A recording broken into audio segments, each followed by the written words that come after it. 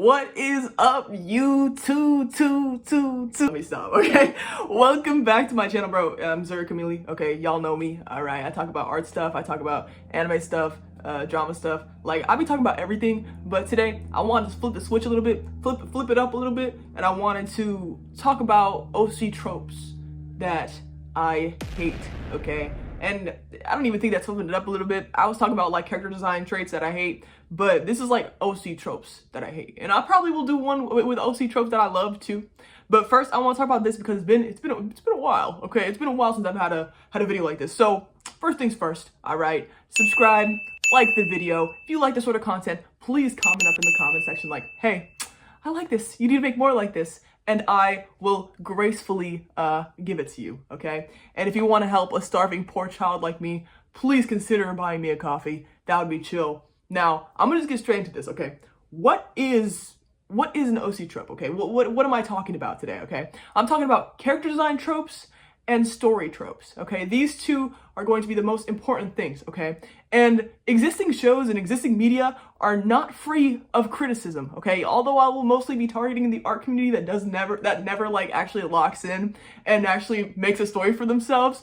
All shows and all media technically are OCs. They're all original characters. So of course I'll be talking about those too, but mostly just the art community that never actually like locks in with their passion and it's like, hey, you know what? I'm gonna make a comic. Like, no. And that's gonna be one of my, okay, I'm already getting into it. Say that a lot of these tropes can be done well, okay? They can be done right. I watch a lot of media that does do a lot of these tropes right, but a lot of them do it bad. It's usually done bad. First things first, I want to talk about the innocent boy, okay? The innocent main character, okay? And this is the majority of main characters, which is why I'm like sort of contradicting myself in the fact that like majority of people do it wrong. Like, no, a lot of the time it's done right. My issue with like this sort of innocent boy trope like Tanjiro and stuff like that is like, it gets boring. It gets boring. As you can see, I have Chainsaw Man right there.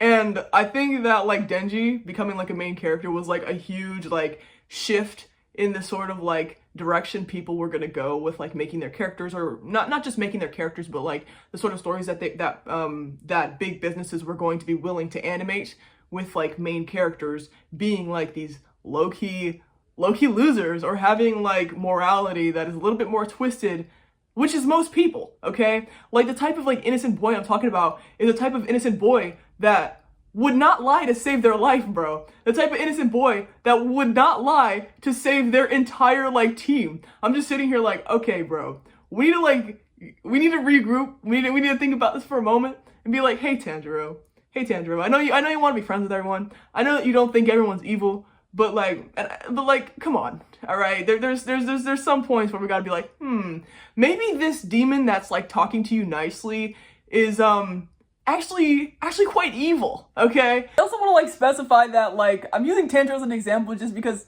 you know, Tanjiro, okay? But the actual show, Demon Slayer, is really good because like he's balanced out by every other character that absolutely fucking hates demons and wants to kill them all. So like it does not count. Plus he still fights the demons. So just like nuance.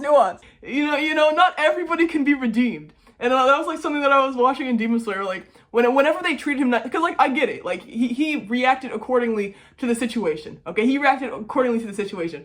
But at some point, when like killing, you gotta be like, maybe I'm gonna just step back a little bit. Maybe I'm just going to regroup. Okay, that's just my thoughts. Okay, next things next. Okay, next things next is the overpowered main character, overpowered OC. Okay, this happens a lot. Okay, when people don't know how to write. It's always this is always the beginning. Okay, this is always the beginning of writing when you have a main character. You want to make sure that they are able to defeat their enemies, because you can't have a main character and then the main character just die and then like that's the end of the story. Okay, like I get that, right?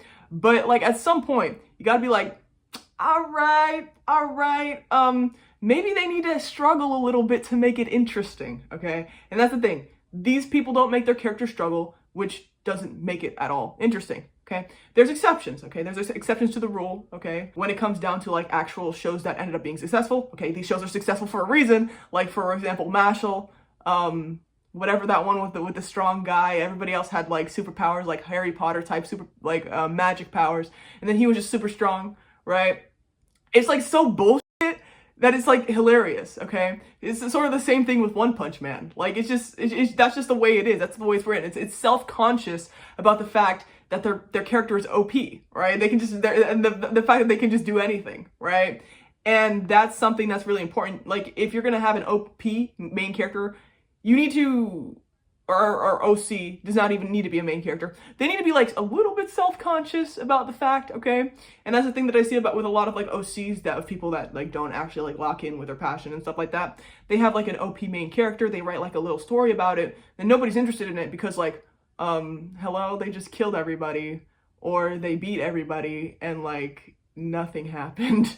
Like what's the lesson I'm supposed to learn? That I could just kill all my enemies and everything is succeeding? Like, all right. But then there's also the other one, okay? This is the coincidentally OP category, okay? Like the main character, they don't have to like be super strong and beat everybody, right? Coincidences lead them to success, okay? Like it's just always some sort of coincidence that ends up leading them to win and be good and win. Like and again, there's exceptions, okay? Like I said, the self-conscious ones, like y'all remember what do you call it? Oingo Boingo in JoJo's Part 3. Like, bro, they had their own like episode of them just f***ing everything up for themselves, right? And then the main characters, they end up succeeding by coincidence that the villains just are f***ing everything up, right? That's a totally different situation because it's actually like an entertaining, self-conscious like example of that, right? And which in that case, like the main characters, the OCs in that case, were just, you know, so they sort of had issues, right? But there's just like certain cases where it works and a lot of cases which it just doesn't, okay? People don't want coincidences. People want to be able to understand it, right? That's why like mystery and murder mystery, like media, pieces of media are so interesting to people, is because like, hello, I want to like put it together in my mind before anything actually happens. Like I want to put it together in my mind before anything happens. And it really makes people feel like very prideful once they realize, hey, my prediction was correct, right? That's how a lot of people felt about Steven Universe when they found out that Rose Quartz was Pink Diamond, and then it was confirmed later in the show. It was just like, hey, like we got these clues, we got these clues, and we got these ideas, and we finally got to this point. Like I'm so proud that I got this, and people were so satisfied. So it's kind of like that. Now next will be the character designs. We're going to go to on the character design spot.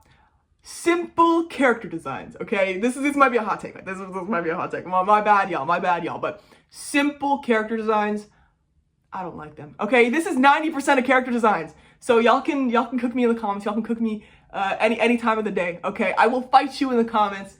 I'm just like, could you be a little bit more interesting? Okay, take for example. Okay, here's an example of one that I like. Sort of like concept that I like. We have, what's his name? Freaking the depressed kid. We have Shinji Ikari, okay? He's got a simple design, okay? He's chill, you know, he got that collared shirt, he got the slacks. Like he's got that simple sort of attire, like, okay, I see you, bro. But then he has his iconic wear, his iconic outfit being his plug suit, okay? His plug suit is very iconic, it's very unique. It's a very unique design, but the thing about it, he doesn't wear it all the time, which is why I mean like simple character designs. You know, I understand you choosing a simple character design, making it easier to animate, easier to draw, all that sort of stuff, but like you need to have like maybe like an alternate outfit for your character to stand out a little bit more, which is why I bring up the, you know, the plug suit example. Same with like Asuka, plug suit. Like they have their simple outfits, but they also have their outfits that make them look very special. And I like that. I like that sort of thing. Also have like the over-designed characters, bro. We have the over-designed characters, okay? You need to be a little bit in the middle when you're making a character design, okay? We have the over-designed characters. They're just colors all over the place, okay? We got a rainbow nigga. Like, okay, there's a certain balance to it. I think anytime someone looks at their character design, they're like, and they can see like when they're like, okay, this is overstimulating. Okay, I need to close this right now because I don't think I can take this anymore. Like, I think everybody has that like moment where they're like, this is just a little bit too much. Okay, they can see it. Everybody can see it with their own eyes. That's why like the principles of design and the elements of art exist. It's because like there is a human response, a natural human response to visual stimuli, which when people see these characters, they're like, okay, I don't I don't know, no. I feel like when you start drawing, you don't realize it. Like, yeah, that's the thing. It's like you can see it normally, but then when you start drawing it, it drops out of your mind, like you don't, because you just forget. Over complicated designs, over designed characters, they're the type of character designs that are just overstimulating. There's too many colors, too many things going on, too many accessories, too many all that. Like, no, I'm good with like a little bit. Okay, let's take. Okay, I'll take 2 characters, okay? So we got JoJo's Bizarre Adventures, commonly known for like having like some of the craziest designs, okay? I'll give you 2 examples, okay? We got weather forecast, weather report. Then we have Anastasia, okay? Now, I like weather forecast, okay? I like weather forecast.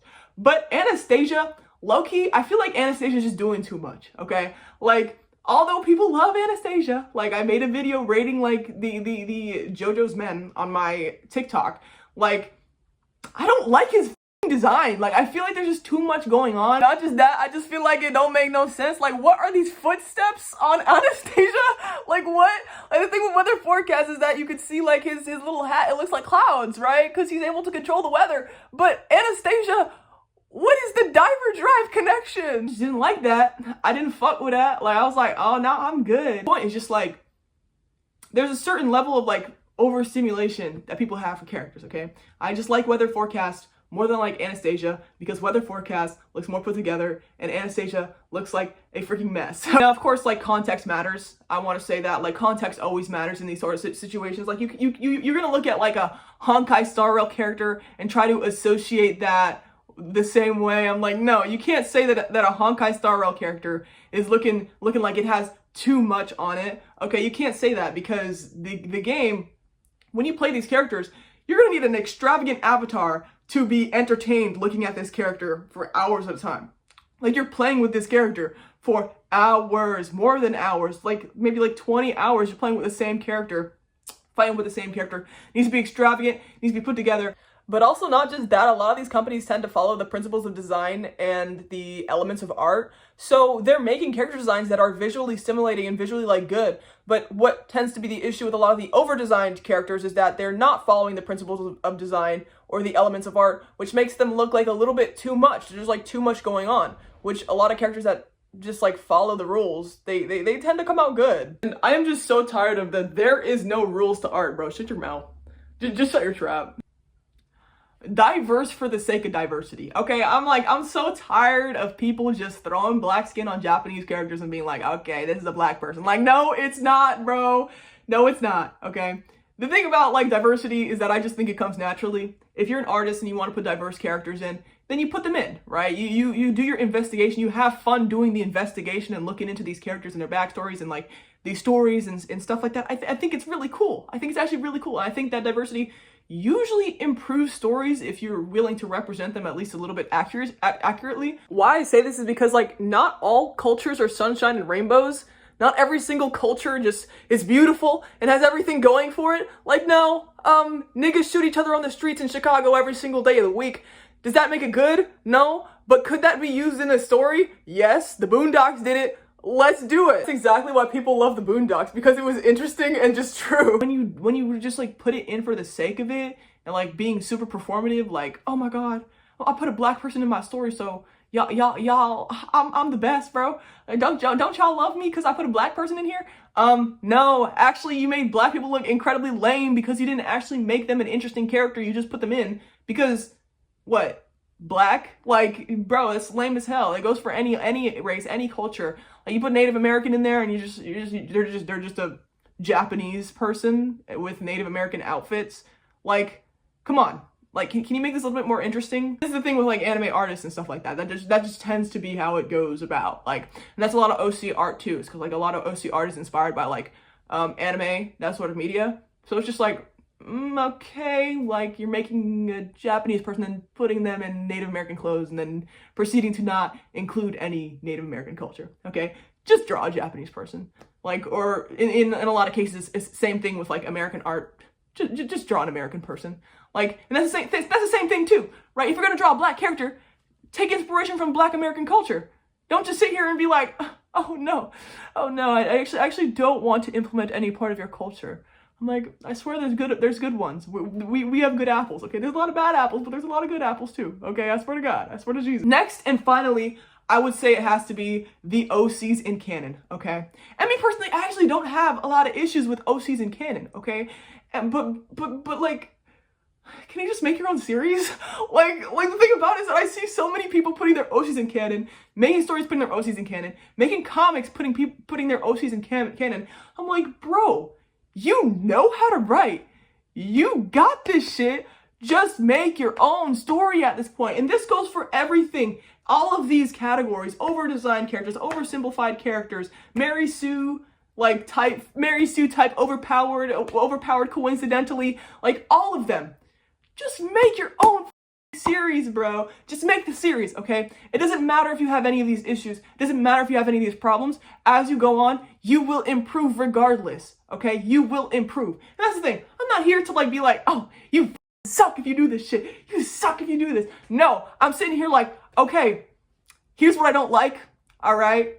I'm not saying don't do it. I'm just like, this is what I don't like. Like, that's it. Like, okay, I even write my own story. I'm like, okay, I'm making the exact same mistakes. So y'all, just continue. Just start making that comic. Start writing that novel. You will get better, okay? Post the novel, make the comic, post the comic.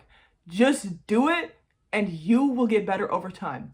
And also, I'm gonna add one more thing I don't like. This is just about the whole OC community in general. The lack of critique. The people not wanting critique. Bro, take that critique. If you want to improve, if you want to make money, if you want to get commissions, take the critique. That's it. All right. I'll see y'all in the next one. Please like the video. I love you. See you in the next one.